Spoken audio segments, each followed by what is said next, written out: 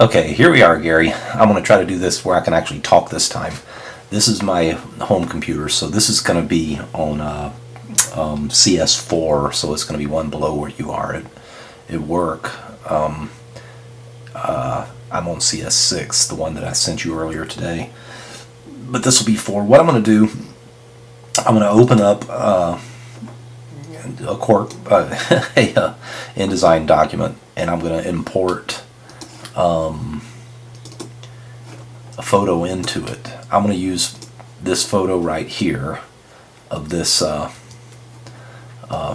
train engine that's inside this Otis X folder here on my desktop.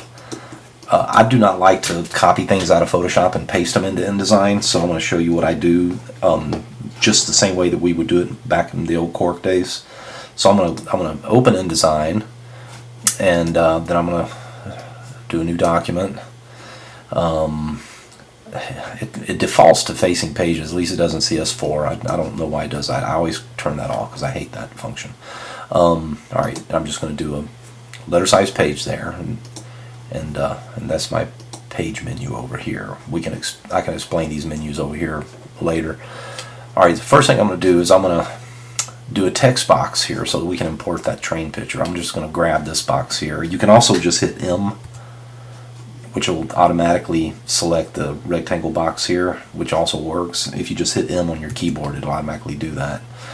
And then I'm just going to draw the square like that, which is preset to have a 1-point border on it. I don't like that, so I'm going to turn the border off to 0 using this menu up here in the top center that you see.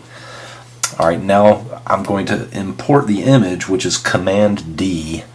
I don't know if I know how to where the import images anymore. I do everything in key commands these days, so I don't know where the pull down is for everything.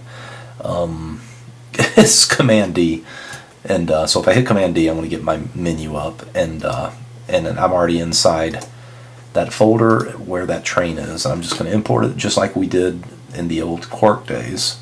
I forgot what the command was for Quark. Okay, so I've now imported that image into the box I drew, and you can see that the image is not quite as big as the box, so the box is out there. Now what was happening to you the other day, I think, is you saw, I'm going to click this white arrow here, and I think you saw how your image was getting cut off like this in the box that it was in, like that. And you'll see that if I click the black arrow over there, I can move the entire box around. But that image is there. That's probably what you were fussing with, that you were trying to figure out. If you click the white arrow, that allows you to click the image inside the box. Sorry about that. I accidentally hit everything.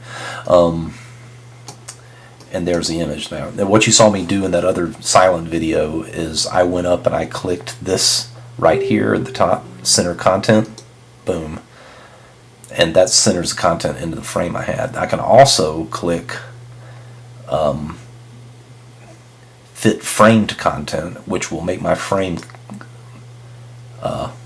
go out to the edges of the box there. So now I have the whole image like that. If you double click on this image, it'll automatically default to the white arrow. See how it turned to the white arrow there? And it'll go back to that again. So you got to be careful not to do that.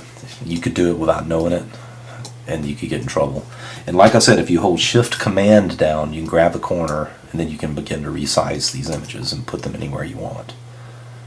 So that's that. If I hit W, by the way, you can go into preview mode that makes everything go clean. Just the W on your keyboard does that right there. So I'm going to stop this video here and send it to you. And then I'll show you how to move things in front of and back of each other in a different video. Like you asked about moving type in front of things. I'll do that in another video. So stand by.